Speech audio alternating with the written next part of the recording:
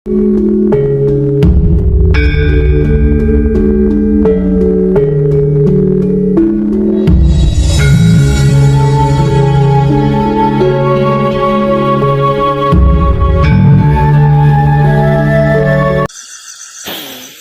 Web, benarkah yang Pak Web informasikan bahwa kita bisa bertatap muka secara langsung dengan Allah dan manunggal abadi secara sempurna dengannya?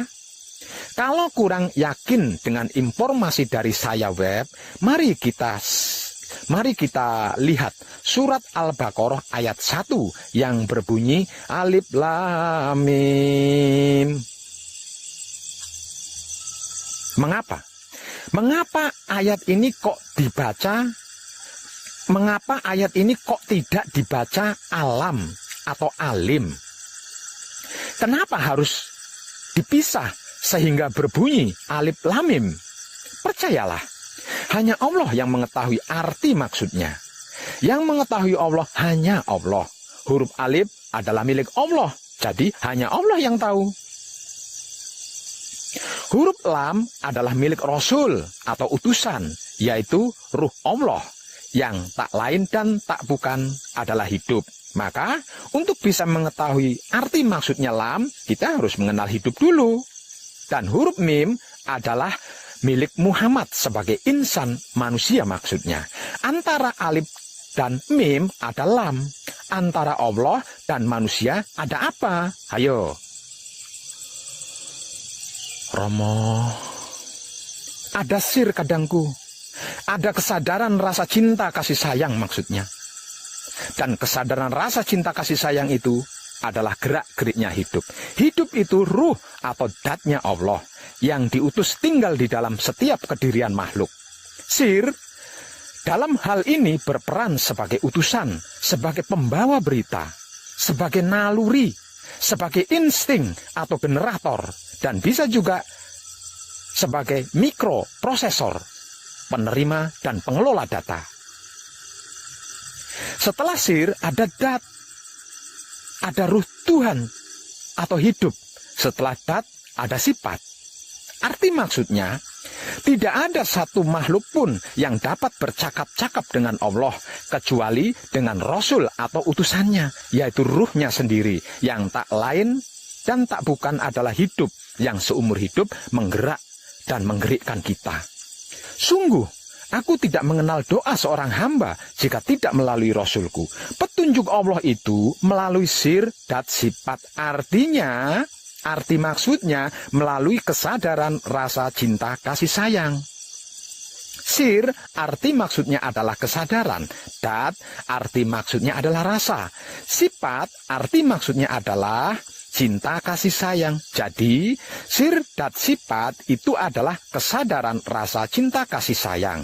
Kesadaran rasa cinta kasih sayang inilah gerak-gerik hidup yang menggerakkan tubuh dan menggerikkan pikiran hati syahwat kita selama hidup ini.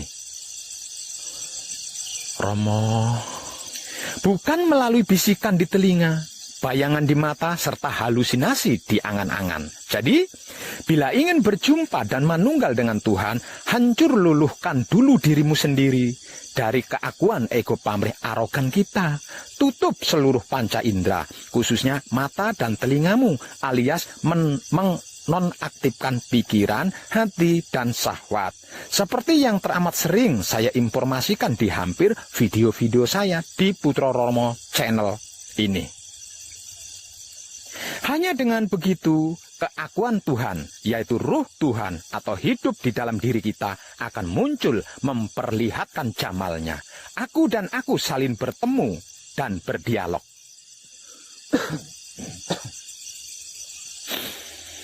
Demikianlah apa yang dilakukan Musa selama 40 hari dan 40 malam, sehingga Musa bisa menerima wahyu 10 perintah Tuhan. Demikian juga Nabi Muhammad Sallallahu Alaihi Wasallam ketika di Gua Hiro hingga menerima wahyu berturut-turut termasuk Al-Quran. Ngapain Rasulullah Sallallahu Alaihi Wasallam di Gua Hiro? Apa saja yang dilakukannya? Sabda Rasulullah Sallallahu Alaihi Wasallam, Segala sesuatu ada pembersihnya. Pembersih kolbu adalah dzikir. Apa itu kolbu? Kolbu adalah bagian dalam pikiran, hati, dan syahwat yang tidak tersentuh oleh noda kemelekatan. Apa itu dzikir? Dzikir adalah berasal dari kata dzakara atau yadukur yang memiliki arti perbuatan dengan lisan seperti menyebut atau menuturkan atau mengatakan sesuatu agar supaya selalu ingat, tidak lupa maksudnya. Jadi dzikir kolbu itu berarti maksud mengingat dengan pikiran yang bersih, menyebut dengan hati yang bersih, dan memuji dengan syahwat yang bersih secara berulang-ulang atau terus-menerus alias tiada henti. Siapa yang disebut, apa yang diingat, apa dan siapa yang dipuji, tak lain dan tak bukan hanya Dat Maha Suci hidup, bukan yang lain selain itu. Kalau dilakunya patrap samadhi manunggal jati secara berulang-ulang atau terus-menerus alias tiada henti. Manusia itu sesungguhnya dalam keadaan tidur, ketika mati baru dia terbangun. Begitulah sabda Nabi Muhammad SAW. Artinya, untuk bisa manunggal jati harus bisa mati sebelum mati terlebih dahulu, agar supaya kesadaran ruhnya atau hidupnya bangkit, sehingga bisa berkomunikasi dengan Dat Maha Suci hidup.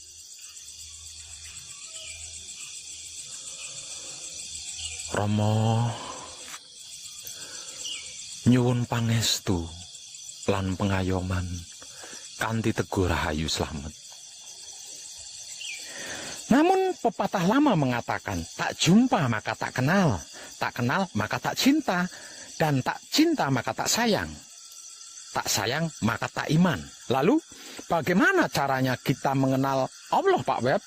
Kemana kita harus mencarinya, dan di mana kita bisa menemuinya agar supaya bisa manunggal jati dengannya?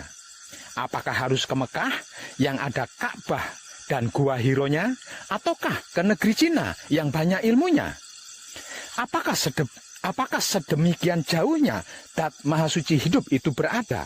Kalau sejauh itu, apakah kita tidak tersesat nantinya? Tidak ada satu ayat pun yang mengatakan Dat Maha Suci hidup itu ada di Mekah atau di Cina dan sebagainya. Perhatikan firman-firmannya berikut ini. Katakanlah bahwa aku dekat. Surat Al-Baqarah ayat 186. Lebih dekat aku daripada urat leher. Surat Al-Kahf ayat 16. Dan Allah meliputi segala sesuatu. Surat Fusilat ayat 54. Dia bersamamu dimanapun kamu berada. Surat Al-Hadid ayat 4. Kami telah mengutus seorang utusan ke dalam dirimu. Surat At-Taubah ayat 128. Di dalam dirimu, apakah engkau tidak memperhatikannya? Surat Az-Zariyat ayat 21. Tuhan menempatkan diri antara manusia dengan kolbunya. Surat Al-Anfal ayat 24. Di dalam diri manusia ada cahaya yang maha melihat.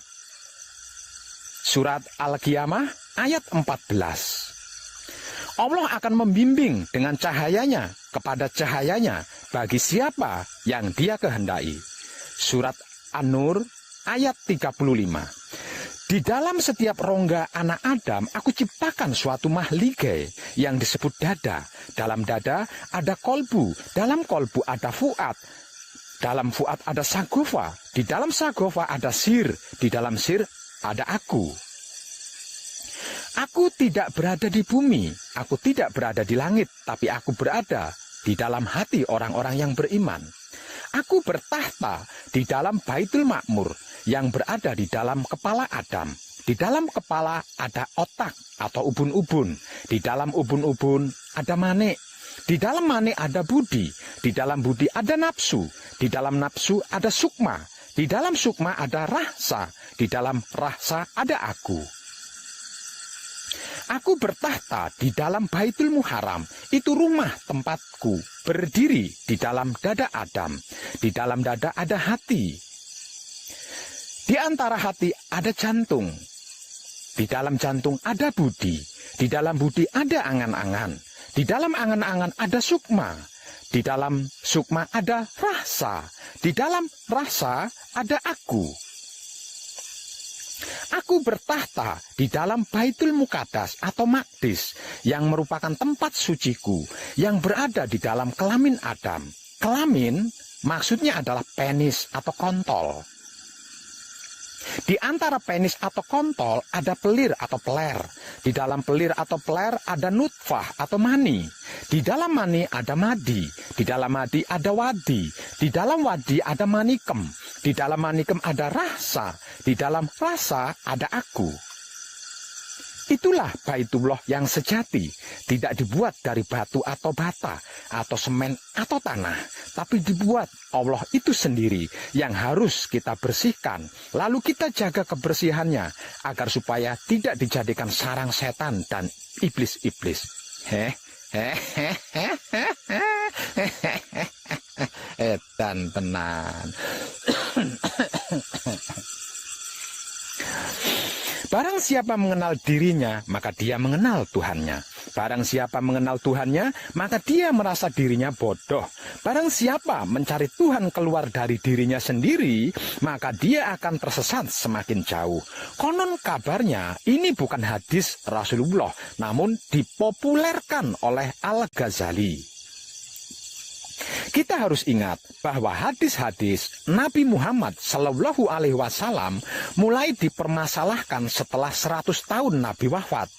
Waktu itu mulai tampak adanya gejala-gejala pemalsuan hadis yang muncul di wilayah sebelah timur pada saat pemerintahan Umar bin Abdul Aziz sebagai Khulafa ar-Rasyidin yang kelima. Umar bin Abdul Aziz memerintah Ibnu Syihab As-Suri untuk menghimpun sunnah-sunnah Nabi Muhammad dan membukukannya menjadi beberapa eksemplar. Selanjutnya, Khalifah Umar bin Abdul Aziz mengirimkan satu buku kepada setiap pejabat di wilayah-wilayah kekuasaan Islam. Buku hadis pertama kali muncul setelah 200 tahun Nabi Muhammad wafat melalui perdebatan panjang antar kelompok kepentingan. Jadi wajar bila ada hadis-hadis qudsi ataupun hadis-hadis Nabi yang dibuang, atau mungkin ada juga yang diberi bumbu. Kita tidak tahu itu karena kita hidup di zaman sekarang, bukan di zaman itu.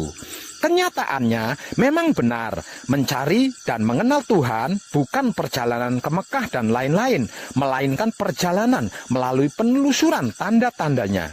Sedangkan untuk menuju kepadanya, mulai dari alam lahiriah hingga ke alam batiniah. Karena Allah adalah al-batin, artinya rumahnya di dalam diri, kitabnya juga berada di dalam diri. Kitab sejati atau guru sejati ada di dalam diri kita. Perhatikan firman Tuhan berikut ini. Rama nyuwun pangestu lan pengayoman kanthi teguh rahayu slamet. Perhatikan firman-firman Tuhan berikut ini. Dialah Jibril yang telah menurunkan Al-Quran ke dalam kolbumu atas izin Allah. Surat Al-Baqarah ayat 97. Al-Quran ini adalah ayat-ayat yang nyata di dalam hati orang-orang yang diberi ilmu, dan hanya orang-orang durjana yang mengingkari ayat-ayat kami. Surat Al-Ankabut ayat 49. Dia, Allah, akan memberi petunjuk kepada hatinya. Surat An-Tagabun ayat 11. Sesungguhnya Al-Quran yang mulia berada pada kitab yang terpelihara dan tidak tersentuh kecuali oleh mereka yang disucikan. Surat Al-Waqiah ayat 77, 78, dan 79. Kolbu mukmin, otak, hati, dan kelamin itulah Baitullah yang hakiki, yang harus dibersihkan, kemudian dijaga kebersihannya secara terus-menerus dan bersungguh-sungguh. Bila pikiran, hati, dan kelamin kita bersih, jalan menuju Tuhan terbuka lebar, bebas hambatan. Dan ingat, Allah adalah Al-Batin. Rumahnya dan kitabnya ada di dalam diri, yaitu Baitul Ma'mur atau otak, Baitul Muharram atau hati, dan Baitul Muqaddas atau Maqdis atau kelamin. Kata Rasulullah Shallallahu Alaihi Wasallam, kita harus bisa mati sebelum mati, agar kesadaran ruh suci kita bangkit untuk bisa berkomunikasi dengan Maha Suci. Ruh suci berasal dari Dat Maha Suci. Apapun yang terjadi, ruh suci tidak akan kena polusi duniawi. Ruh suci tetap suci, sehingga bisa berkomunikasi dengan Maha Suci. Aku pernah berada di Mekah mencari Tuhan di Baitul Ka'bah, dari Barus ke Kudus hingga payah. Akhirnya aku menatap hatiku sendiri. Di sana kulihat dia, namun terlihat samar. Lalu aku berpikir, apa yang menjadikan samar? Dan aku juga melihatnya di sana, namun juga terlihat samar. Kemudian aku ingin menghapus samar itu, dan aku pun melihatnya di sana. Dia tidak berada di tempat lain selain 3 tempat, yaitu otak atau Baitul Ma'mur, hati atau Baitul Muharram, kelamin atau Baitul Muqaddas. Yang menjadikan dia terlihat samar adalah noda yang mengotori otak, hati, dan kelamin. Kemudian segera aku membersihkan 3 Baitullah ini yang ternyata benar tidak berada di tempat lain selain 3 tempat, yaitu otak Baitul Ma'mur, hati Baitul Muharram, kelamin Baitul Muqaddas.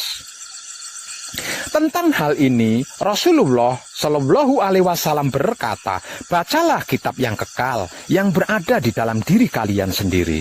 Tentang hal ini Rasulullah Shallallahu Alaihi Wasallam berkata, sesungguhnya manusia itu dalam keadaan tidur, ketika mati baru dia terbangun. Maksudnya harus bisa mati sebelum mati. Tentang hal ini Rasulullah Shallallahu Alaihi Wasallam berkata lagi, urusan dunia engkau lebih tahu, tata cara beribadah ikutilah caraku. Tentang hal ini Rasulullah Shallallahu Alaihi Wasallam berkata juga, berpeganglah pada Al-Quran dan Sunnah. Saya ulangi lagi ya.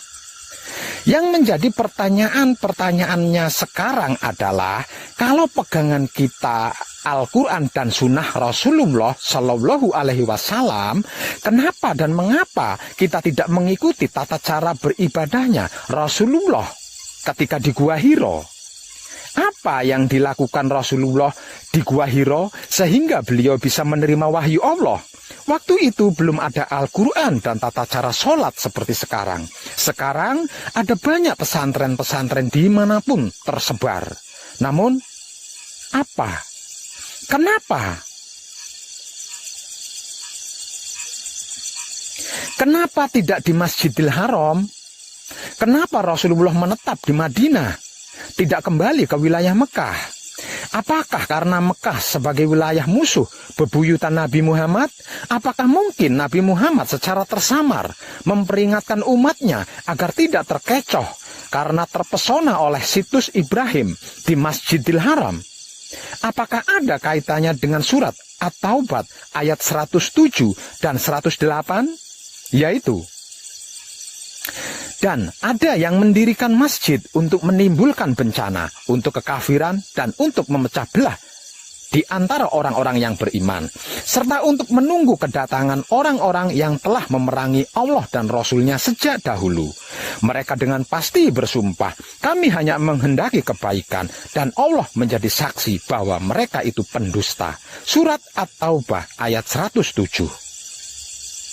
Jangan engkau melaksanakan sholat dalam masjid itu selama-lamanya. Sesungguhnya masjid yang didirikan atas dasar takwa sejak hari pertama adalah lebih pantas engkau melaksanakan sholat di dalamnya. Di dalamnya ada orang-orang yang ingin membersihkan diri.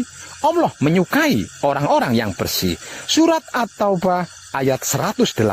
Mari kita merenung. Mari, kenapa begitu? Mengapa begini? Saudara, saudariku yang dimuliakan Allah, barang siapa mengenal dirinya, maka dia mengenal Tuhannya. Barang siapa mencari Tuhan keluar dari dirinya sendiri, maka dia akan tersesat semakin jauh. Inti dasarnya, bagi seorang muslim, sebagai bahan rujukan untuk mencari dan mengenal Allah di dalam semesta alam adalah firman-firman Allah di dalam Al-Quran dan sunnah Rasulullah Sallallahu Alaihi Wasallam. Allah menciptakan jin dan manusia agar beribadah kepadanya, dan Allah menciptakan manusia dengan cara yang sempurna. Aku ciptakan manusia dengan cara yang sempurna. Surat At-Tin ayat 4. Berarti bahan dasarnya juga sempurna, yaitu Dat Maha Suci atau Dat yang maha sempurna, yaitu Roh Suci atau Roh Kudus atau Gusti, yang dalam istilah Jawanya berarti maksud guru sejati yang sering saya bahasakan sebagai hidup. Setelah aku sempurnakan kejadiannya, aku tiupkan ruhku ke dalamnya. Surat Al-Hir ayat 29 dan Asyad ayat 72. Berarti Dat Allah berada di dalam diri setiap manusia, baik mata belo maupun mata sipit, hidung mancung, hidung pesek, kulit hitam, kulit putih, coklat maupun kuning. Ada Dat Allah di dalamnya, yaitu Roh Suci atau Ruh Kudus atau Gusti, yang istilah Jawanya berarti maksud guru sejati yang sering saya bahasakan sebagai hidup. Dat Allah juga berada di dalam semua makhluk ciptaannya, misalnya di dalam bunga yang berwarna-warni dan makhluk-makhluk lainnya. Dat ilahiyah menjadi tersembunyi di dalam semua makhluk ciptaannya, seperti halnya biji gandum. Setelah menjadi roti, biji gandumnya tidak nampak lagi, namun dat gandumnya tetap ada tersembunyi di dalam roti. Di sisi lain, Dat Allah meliputi segala sesuatu, berarti alam semesta termasuk planet-planet bumi yang kita tempati ini berada di dalam jubah Allah. Kita semua tenggelam atau bakok di dalam Tuhan. Bila jubah Allah itu bulat seperti bola, maka kita semuanya seperti berada di dalam bola yang kemanapun kita menghadap, baik ke kiri, ke kanan, menghadap ke bawah atau ke atas, di sanalah wajah Allah. Dia ada di mana-mana, namun dalam keesaannya dia tidak kemana-mana. Percayalah, percayalah. Di dalam setiap rongga anak Adam, aku ciptakan suatu makhluk yang disebut dada. Dalam dada ada kolbu, dalam kolbu ada fuad, dalam fuad ada sagofa, dalam sagofa ada sir, di dalam sir ada aku, tempat aku menyimpan rahasia. Al-insanu siri wa anna siruhu, rahasia kalian adalah rahasiaku. Allahu batinul insan, al-insanu dohirullah. Allah itu batinnya manusia, manusia adalah realitas Allah. La yari falahu goirullah, yang mengenal Allah hanya Allah. Arabtu robbi birobbi, aku mengenal Tuhan melalui Tuhan. Man arofa nafsahu fakod arofa robbahu, barang siapa mengenal dirinya maka dia mengenal Tuhannya. Man arofa robbahu fakod jahilan nafsahu, barang siapa mengenal Tuhannya maka dia merasa dirinya bodoh. Man tolabal maulana bigoiri nafsi fakod dolalan baida, barang siapa mencari Tuhan keluar dari dirinya, maka dia akan tersesat semakin jauh. Ikro kitabako kafa binapsika al yauma alaika hasbi, bacalah kitab yang kekal yang berada di dalam diri kalian sendiri. Kurang jelaskah? Kurang pastikah?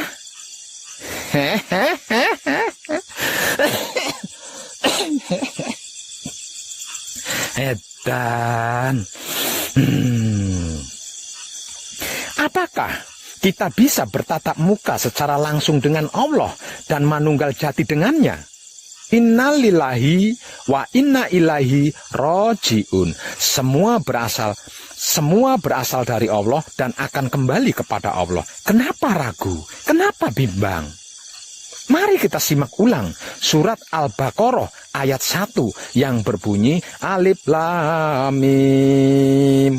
Jika ayat ini kita renungi secara sadar, pasti akan muncul pertanyaan. Pertanyaannya, mengapa tidak dibaca alam atau alim? Kok tulisannya begitu? Kan tulisannya begitu. Kok harus dibaca Alif Lam Mim, tidak alam atau alim? Sesungguhnya hanya Allah yang mengetahui artinya. Yang mengetahui Allah hanya Allah, maka jadilah Allah. Agar supaya mengetahui Allah, dan tenang. Huruf alif adalah milik Allah. Lam untuk Rasul atau utusan. Yang tak lain dan tak bukan adalah ruhnya sendiri, yaitu ruh suci atau ruh kudus atau Gusti, yang dalam istilah Jawanya berarti maksud guru sejati, yang sering saya bahasakan sebagai hidup. Dan mimnya untuk Muhammad sebagai insan, manusia atau makhluk maksudnya. Antara alif dan mim ada lam. Antara Allah dan manusia ada apa? Ayo. Ada roh suci, ada roh kudus, ada Gusti, yang dalam istilah Jawanya berarti maksud guru sejati, yang sering saya bahasakan sebagai hidup. Inilah jalannya, inilah cara dan tekniknya, inilah jembatannya, inilah metodenya. Tidak ada yang lain selain roh suci atau roh kudus atau Gusti, yang dalam istilah Jawanya berarti maksud guru sejati, yang sering saya bahasakan sebagai hidup. Tidak ada seorang pun yang dapat bercakap-cakap dengan Allah kecuali dengan wahyu atau dari belakang tabir atau dengan mengirimkan utusannya dengan seizinnya. Surat Asy-Syu'ara ayat 51. Mulai hari ini aku buka tabir yang menutupi matamu, maka pandangan matamu akan menjadi tajam. Surat Al-Kahf ayat 22. Tuhan menempatkan diri di antara manusia dengan kolbunya. Surat Al-Anfal ayat 24. Kolbu merupakan titik terendah dari sumbu komunikasi vertikal kepada Allah. Tabir akan menjadi transparan dan akan menjadi kabel penghubung untuk berkomunikasi dengan Allah, manakala kita bersungguh-sungguh menujunya dengan kebersihan pikiran, hati, dan kelamin yang terjaga kebersihannya. Percayalah, inilah kitab yang tiada diragukan, suatu petunjuk bagi mereka yang takwa, yaitu mereka yang beriman kepada Allah. Surat Al-Baqarah ayat 2 dan 3. Dialah Jibril yang menurunkan Al-Quran di dalam hatimu. Surat Al-Baqarah ayat 97. Dia, Allah, akan memberikan petunjuk kepada hatinya. Surat At-Tagabun ayat 11. Dan sebutlah Tuhanmu dalam hatimu. Surat Al-Araf ayat 205. Itulah kitab yang kekal yang berada di dalam diri kalian. Itulah Al-Quran sejati yang ada di dalam diri kalian. Itulah guru sejati yang ada di dalam diri kalian sendiri. Kenapa kita menodainya dengan kemelekatan-kemelekatan dan kotoran-kotoran duniawi? Kenapa? Mengapa? Bukankah kita telah membacanya? Lalu, kenapa dan mengapa kita melanggarnya? Apabila memang benar-benar bersungguh-sungguh ingin berjumpa dengan Tuhan dan manunggal jati dengannya, tidak perlu apa-apa dan tidak usah kemana-mana. Tidak butuh biaya mahal dan rialat ritual serta bertapa tahun-tahunan. Gratis, bahkan tidak ada undang-undang pajaknya. Cukup bersihkan saja pikiran, hati, dan kelaminmu. Kemudian jagalah kebersihannya agar tidak terkotori lagi. maka dia sendiri yang akan menjadi jalannya, menjadi caranya, menjadi tekniknya, menjadi jembatannya, dan menjadi metodenya. Kalau sudah begitu, tinggal ngikut saja kan? Dan pasti akan bertemu wahyu pancagaib, dan pasti lagi mengerti dan memahami bahwa wahyu pancagaib itu hanya bisa dilakukan dengan menggunakan sifat dan sikapnya wahyu pancagaib itu sendiri, yaitu wahyu pancalaku, yang selama ini kita sebut-sebut sebagai iman. Dan hanya dengan menggunakan wahyu pancagaib yang dilakukan dengan menggunakan sifat dan sikapnya wahyu pancagaib itu sendiri, yaitu wahyu pancalaku atau iman, inilah kita bisa menghancur luluhkan diri kita sendiri dari keakuan, ego, pamrih, dan arogan. Sehingganya Roh Suci atau Roh Kudus atau Gusti, yang dalam istilah Jawanya berarti maksud guru sejati, yang sering saya bahasakan sebagai hidup, akan muncul memperlihatkan jamalnya. Aku dan aku salin bertemu dan berdialog.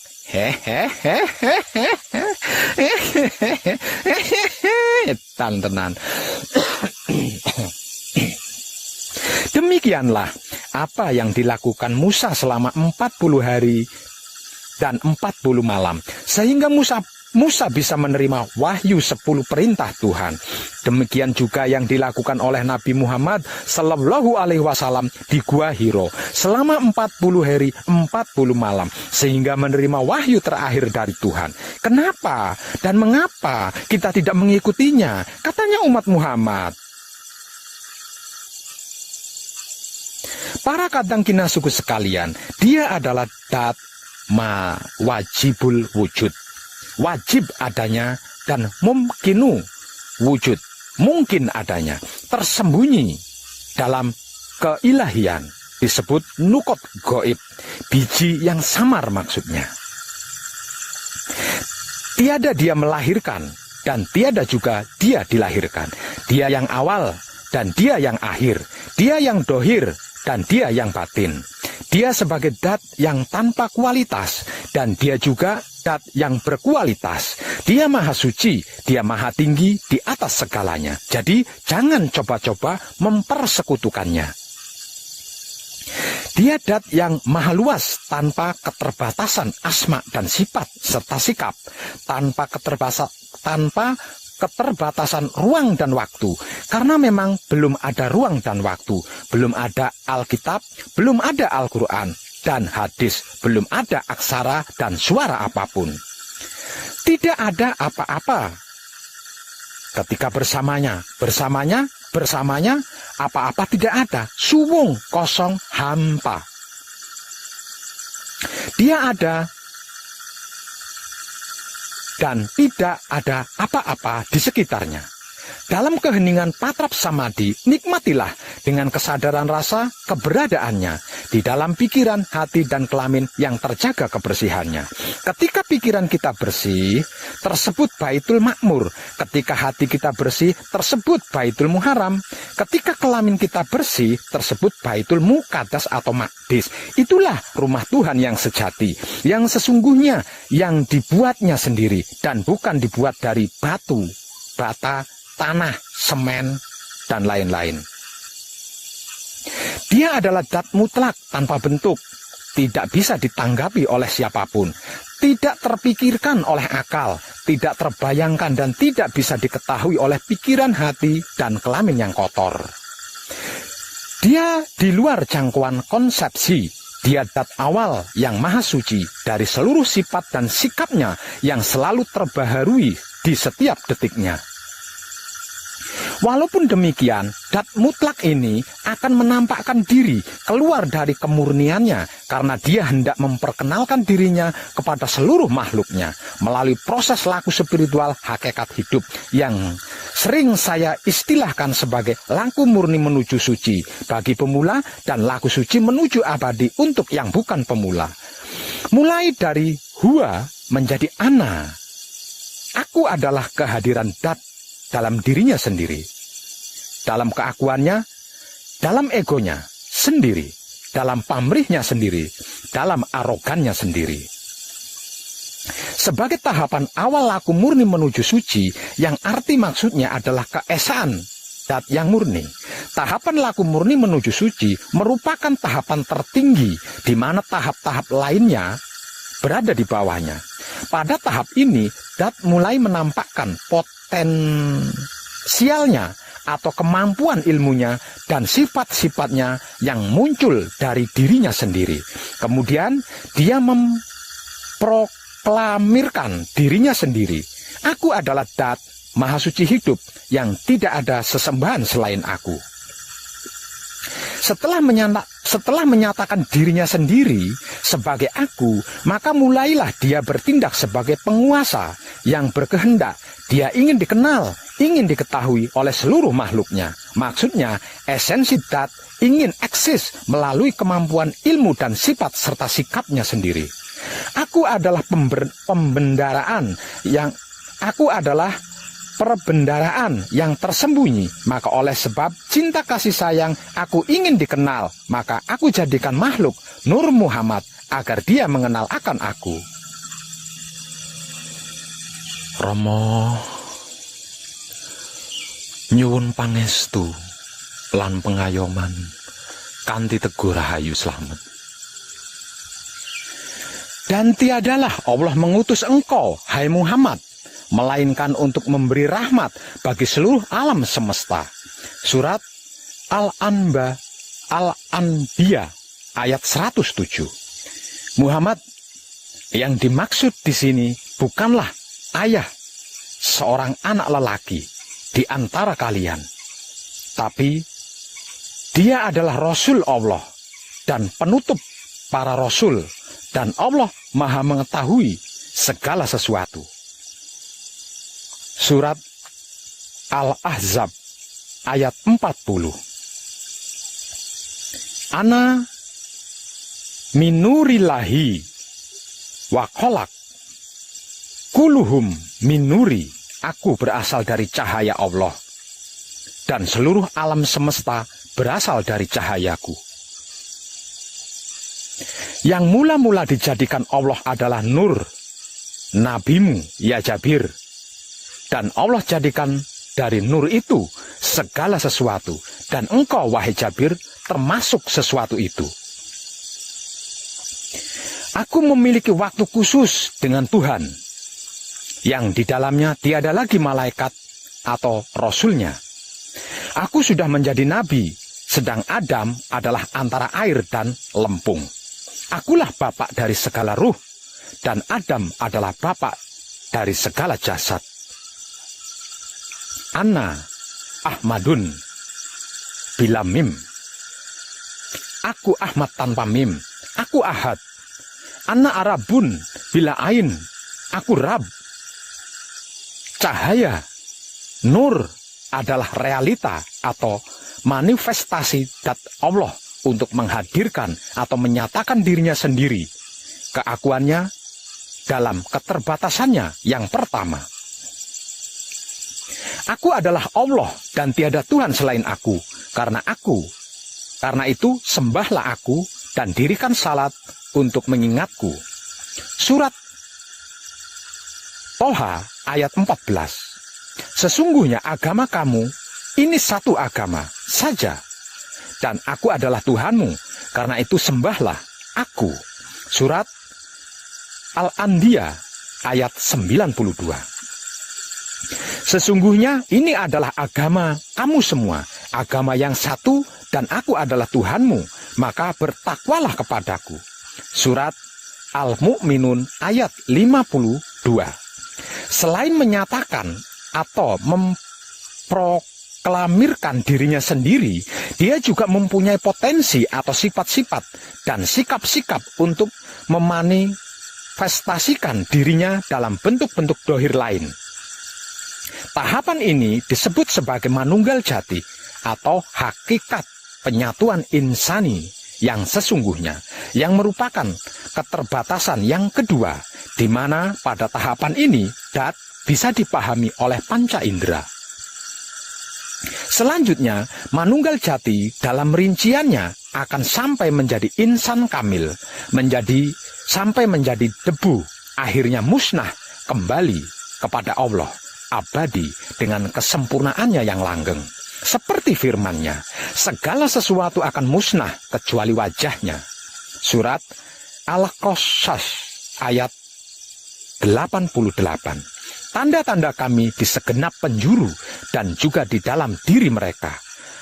Surat Fusilat ayat 53. Dat Allah meliputi segala sesuatu. Fusilat ayat 54. Di bumi itu terdapat tanda-tanda bagi orang-orang yang iman dan juga di dalam dirimu. Apakah kamu tidak memperhatikan? Surat Ad-Dariyat ayat 21.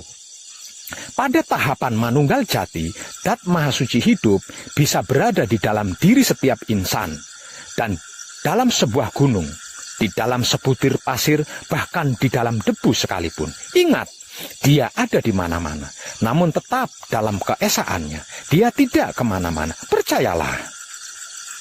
Berdasarkan penjelasan tadi, di dalam memanifestasikan dirinya sendiri untuk keluar dari kemurniannya dan menampakkan dirinya sampai bisa dipahami serta bisa diraba, dirasakan secara nyata oleh panca indera adalah melalui 3 tahapan penurunan. Mulai dari Dia, laku murni menuju suci. Ulu Hia, dalam keilahian, laku suci menuju abadi. Ahadiyah menjadi aku, kumpul nunggal suci atau kunci. Rama nyuwun pangestu lan pengayoman. Selanjutnya, aku adalah sebagai penguasa yang maha sempurna dan juga sebagai sang pencipta yang maha abadi. Manunggal jati atau sejatine manunggal.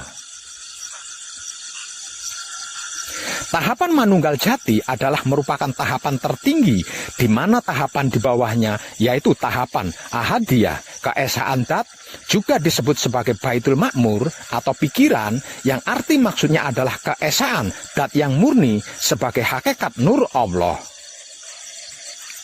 Tahapan wa'dah, keesaan sifat, biasa juga disebut sebagai Baitul Muharram atau hati, yang arti maksudnya adalah kesatuan Dat atau homogen sebagai hakikat Nur Muhammad. Tahapan Wahidiyah, keesaan sikap, biasa juga disebut sebagai Baitul Muqaddas atau Maqdis atau kelamin, yang arti maksudnya adalah kemajemuan dalam kesatuan Dat sebagai hakikat Nur Ilmu Muhammad. Oleh karena itu, ahadiyah, keesaan Dat atau Baitul Makmur atau pikiran, hakikat nur Allah, wahdah, keesaan sifat atau Baitul Muharram atau hati, hakikat nur Muhammad, wahidiyah, keesaan sikap atau Baitul Muqaddas atau kelamin, hakikat nur ilmu Muhammad adalah Qadim. Maksudnya, ahadiyah, keesaan Dat, wahdah, keesaan sifat, wahidiyah, keesaan sikap, adalah binika tunggal ika yang tidak bisa dipisahkan dan tidak bisa terpisahkan. Ketiganya saling terkait dan mengait. Jika bisa berhasil membersihkan ketiganya dan sukses menjaga kebersihan ketiganya, maka tidak ada apa-apa di sampingnya. Apa-apapun tidak ada, ruang dan waktu pun tidak ada. Yang ada hanya Dat semata-mata.